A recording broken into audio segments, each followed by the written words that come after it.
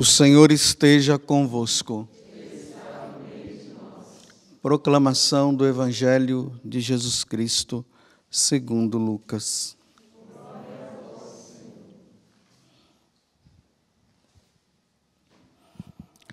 Completou-se o tempo da gravidez de Isabel, e ela deu à luz um filho. Os vizinhos e parentes ouviram dizer como o Senhor tinha sido misericordioso para com Isabel, e alegraram-se com ela. No 8º dia, foram circuncidar o menino e queriam dar-lhe o nome de seu pai, Zacarias. A mãe, porém, disse: não, ele vai chamar-se João. Os outros disseram: não existe nenhum parente teu com esse nome. Então fizeram sinais ao pai, perguntando como ele queria que o menino se chamasse. Zacarias pediu uma tabuinha e escreveu: João é o seu nome. E todos ficaram admirados. No mesmo instante, a boca de Zacarias se abriu, sua língua se soltou, e ele começou a louvar a Deus. Todos os vizinhos ficaram com medo, e a notícia espalhou-se por toda a região montanhosa da Judéia. E todos os que ouviam a notícia ficavam pensando: o que virá a ser este menino? De fato, a mão do Senhor estava com ele, e o menino crescia e se fortalecia em espírito. Ele vivia nos lugares desertos, até o dia que se apresentou publicamente em Israel. Palavra da salvação. Glória a vós, Senhor.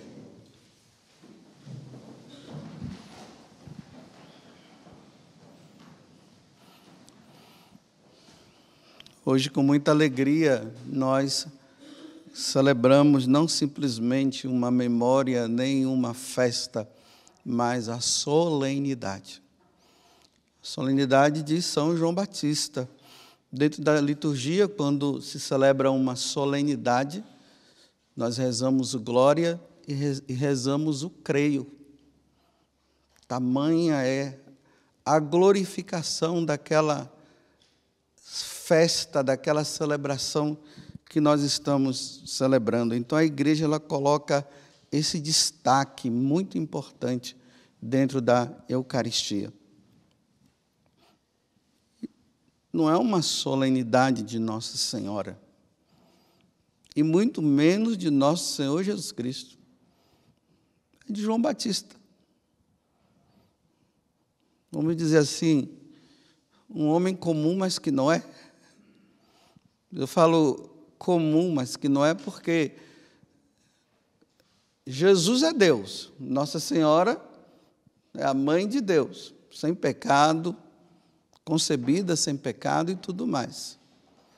Então agora a igreja coloca esse homem que Jesus ele faz que uma mulher, né, ela faz um grande elogio, né? Jesus que faz o elogio a ele, que dentre os filhos de mulher não tem nenhum igual a João Batista. Não teve nenhum igual. E ele, com essa grande missão, a gente vê aqui esse mistério diante do nascimento dele, que virá a ser este menino. E aqui tem uma coisa importante dentro do nascimento de João Batista que eu queria trazer para nós no dia de hoje, para o nosso crescimento espiritual. E o menino, a mão de Deus estava sobre ele, e o menino crescia e se fortalecia em espírito. É interessante que quem está apresentando João Batista é um médico. É Lucas. um médico que era pagão, que se converteu. Depois ele escreveu, por inspiração divina, o evangelho que hoje nós citamos como o evangelho de Jesus Cristo segundo Lucas. Então, esse médico, ele fala que João Batista, ele se fortalecia em espírito. E ali depois, lá no capítulo 4, no capítulo 3, tanto de Mateus como de Lucas, ali mostra, né, como João se apresenta. Ele se apresenta com uma pessoa que estava vestido com pele de camelo, comia mel silvestre, um homem penitente. As pessoas, quando olhavam para ele, ficavam assim impressionadas com aquele homem que se fortaleceu no espírito, que chegavam para ele, muitos se confessavam, iam lá para confessar os seus pecados. E o que o João Batista falava era: raça de víboras, quem foi que ensinou vocês a fugirem da ira de Deus?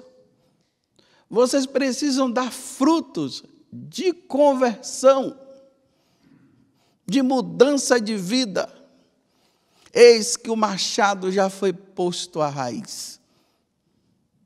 E ai daquele que não tiver levando uma vida como Deus quer. Ai daqueles. E as pessoas iam mudando de vida, iam perguntando o que é que nós devemos fazer para mudar de vida. Olha que peça rara, como é que ele se apresenta. Dessa forma, né? Um homem penitente. Um homem que se apresenta dizendo para os ouvintes: sejam penitentes. A preocupação dele estava com a salvação de todo mundo. A preocupação dele estava com a preocupação de que as pessoas precisavam estar preparadíssimas diante de Deus que estaria chegando. É interessante. Hoje em dia, quando as pessoas elas se encontram comigo, elas perguntam bem assim: Padre José Augusto, padre, como é que está a sua saúde? Tem comido direitinho? O senhor tem feito caminhada? O senhor tem, sei lá, outras perguntas que fazem em cima disso. Eu não vejo as pessoas perguntando assim para mim: Padre, como é que está a sua saúde espiritual? O senhor tem se confessado? O senhor tem feito penitência? O senhor tem rezado, padre?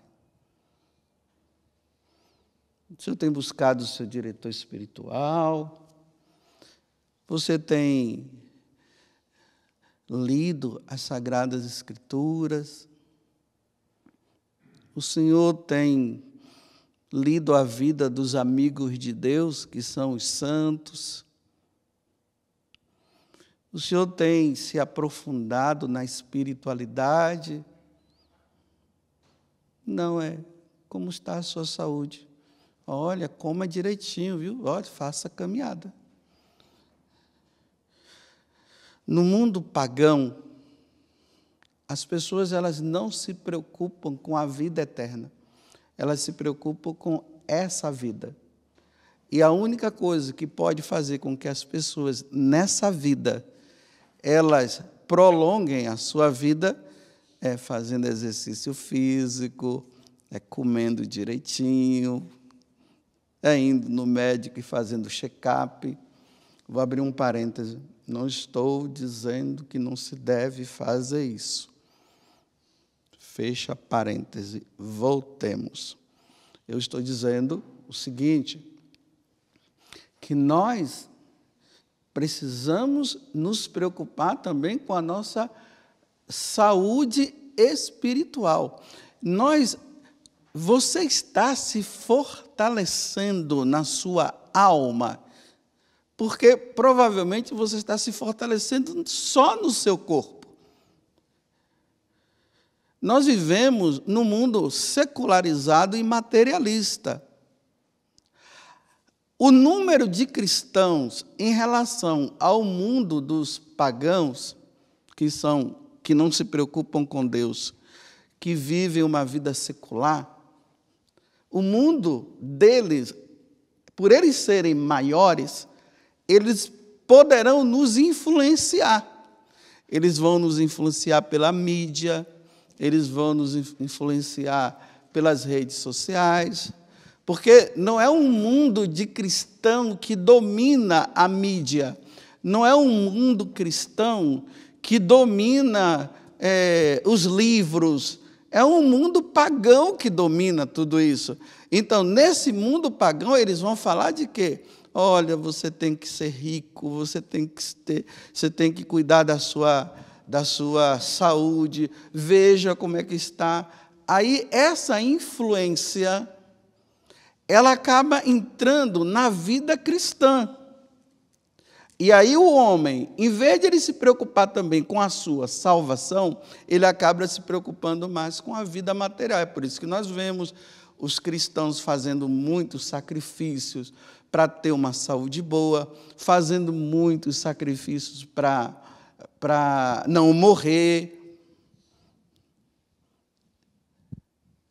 Então, se eles tiverem de acordar cedo, eles vão acordar cedo para ir na academia.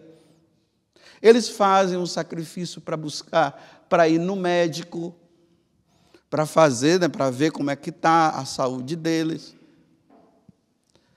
Mas a influência é tão grande que aí, veja, aí eles não procuram também um padre para saber como é que está a vida. Aqui, me desculpe, vou abrir outro parênteses, né? Aí é difícil encontrar um padre, né? É até difícil ter que falar uma coisa dessa.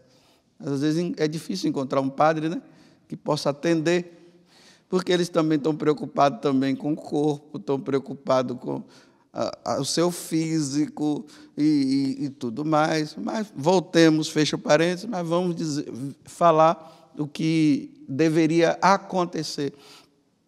Então, as pessoas deveriam procurar o sacerdote para ver como é que está a vida deles, para acertar, para ver como é que ele se está rezando direitinho. E aí, a preocupação de fazer a penitência nos devidos tempos, o jejum, todas essas coisas. Então, a linguagem, ela se torna do cristão igual à linguagem do mundo. Não a linguagem. E quando o cristão ele entra com a linguagem que deveria ser a nossa linguagem, que nós deveríamos utilizar, ele mesmo é desprezado pelos próprios cristãos. Porque não há essa preocupação. Pode olhar, quando você vai se confessar, veja o que você se acusa mais. Não rezei, não tive tempo para fazer meu momento com Deus, eu não tive tempo para ler a Sagrada Escritura, eu não tive tempo para uma leitura espiritual.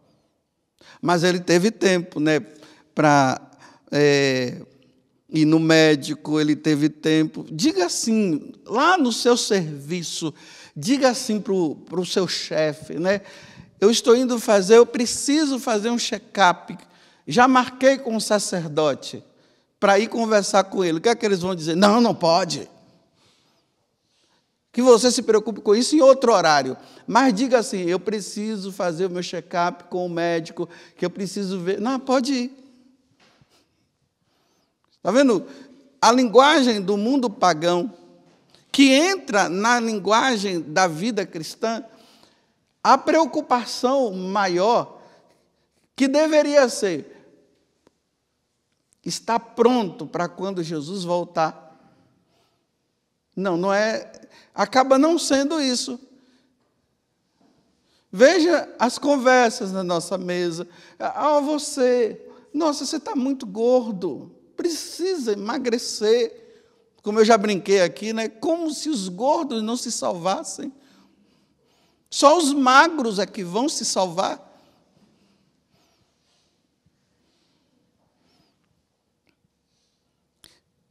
Você tem se fortalecido na tua vida espiritual? Tem. Meus irmãos, chega dessa vida nossa de cristão tacanha, ou tacanho, sei lá. Essa vida errada nossa. Estamos mais preocupados com o físico. Nós não nos preocupamos mais com a nossa alma. Não nos preocupamos. Aqui não digo que a pessoa não deva buscar terapia, né? Mas se busca mais terapia do que se busca mais a direção espiritual. Repito, né? A igreja secularizou-se, então não se busca tanto isso, porque nós, padres, não temos tempo, né? E aqui eu me acuso, minha máxima culpa, minha máxima culpa. Tem coisas que precisa da terapia e tem coisas que precisa da direção espiritual. Muitas vezes eu atendo pessoas que eu digo, olha, você está precisando de uma terapia. Existem coisas dentro de você que não está certo, você não está conseguindo dar respostas. Então, é necessário ir no psicólogo. Como eu conheço psicólogos que dizem assim, olha, ali bem escondidinho, né? Olha, você está precisando de um padre.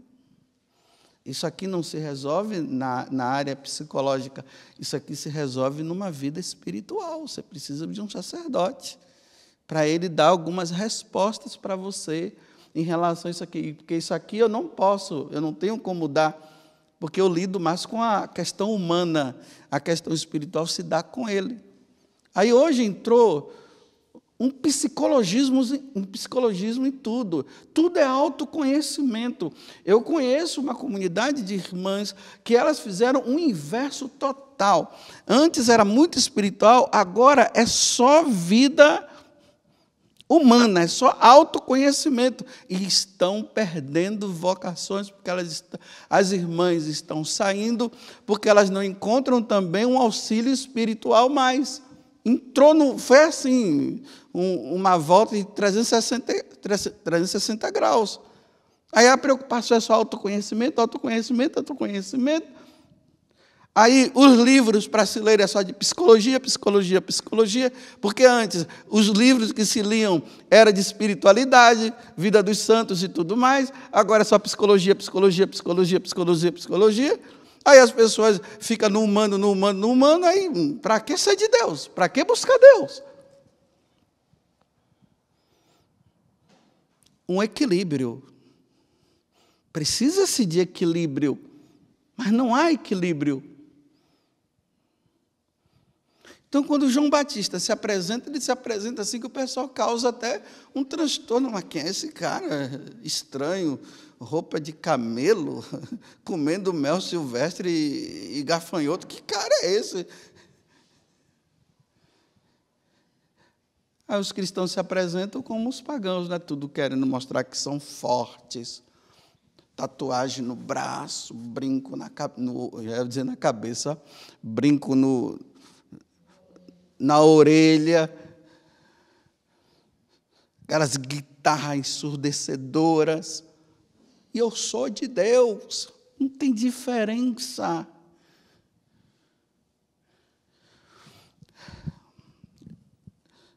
Um dia, eu me deparei com uma pessoa que estava fazendo um caminho vocacional para uma determinada congregação aí. Aí essa moça parou para mim e começou a conversar. E ela dizia assim, padre, aonde está a diferença eu não consigo enxergar entre aquelas pessoas que dizem que são de Deus e aquelas pessoas que não são de Deus. Ela dizia, eu não vejo diferença. Quando eles entram na igreja, entram iguais aos outros. O linguajar é o mesmo. Se vestem do mesmo jeito. Aonde está a diferença? Então, essa pessoa estava dizendo assim, olha, eu sei que eu tenho vocação, mas a minha preocupação é essa, é assim que eu vou ficar? É desse jeito? Ah, desse jeito eu não quero ficar. Porque tem que haver uma diferença. Por exemplo, eu já falei aqui, né? Entre eu que sou padre e um leigo, ou um pagão, a pessoa ela tem que olhar e enxergar em mim alguma diferença, tem que haver uma diferença.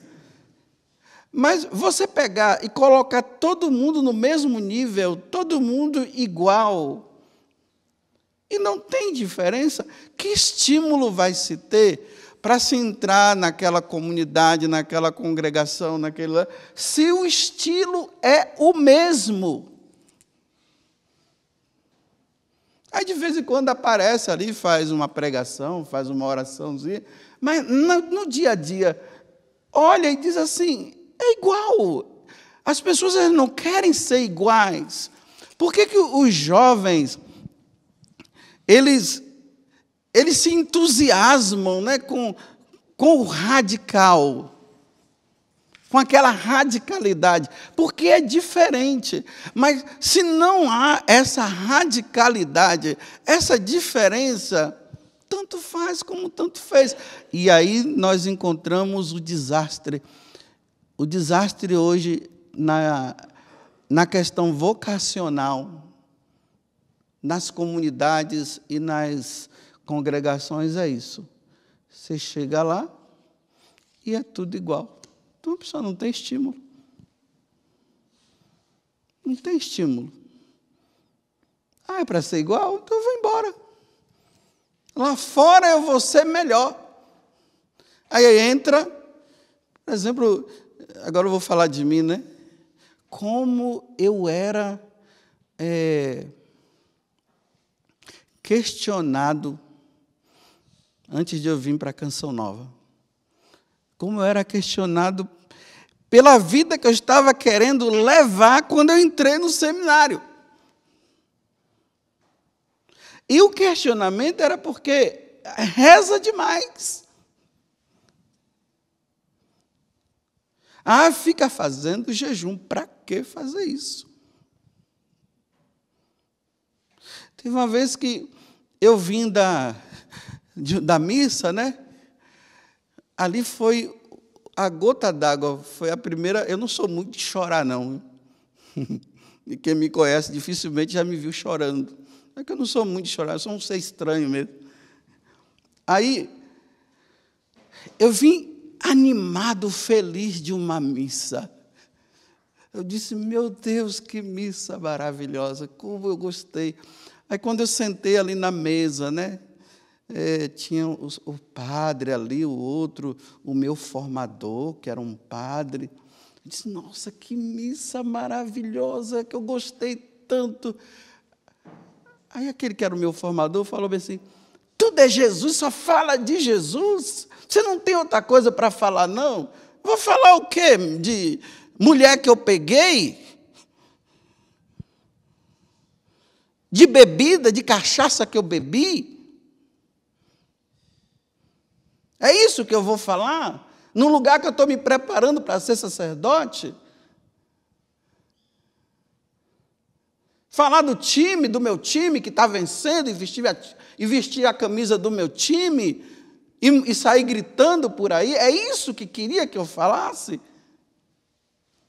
E eu na maior felicidade, porque estava falando de Deus. Aí esse questionamento, nossa, naquela hora a fome passou, que eu estava com fome.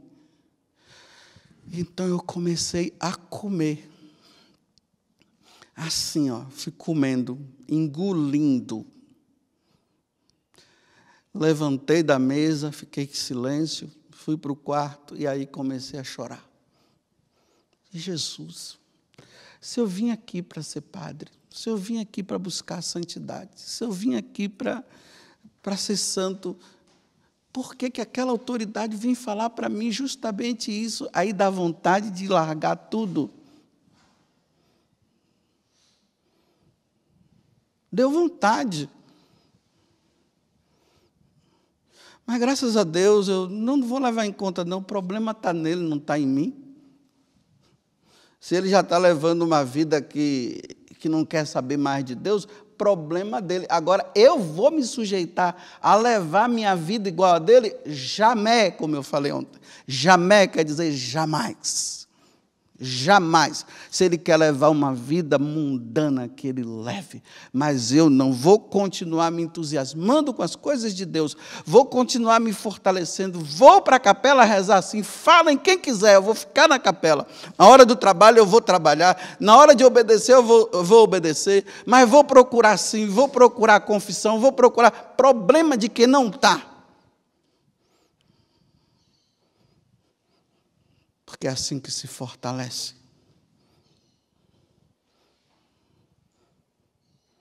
Porque, repito, se um jovem se apresenta numa comunidade religiosa, numa congregação, ou nas novas comunidades, para ser santo e levar o evangelho e dar um bom testemunho para o outro, e eles encontram dentro uma vida mais pagã do que lá fora, vai chegar um ponto que eles vão dizer assim, bye, bye, tchau, tchau. Se aqui não dá para eu ser santo, eu vou ser santo lá fora. Louvado seja nosso Senhor Jesus Cristo e a nossa Mãe Maria Santíssima.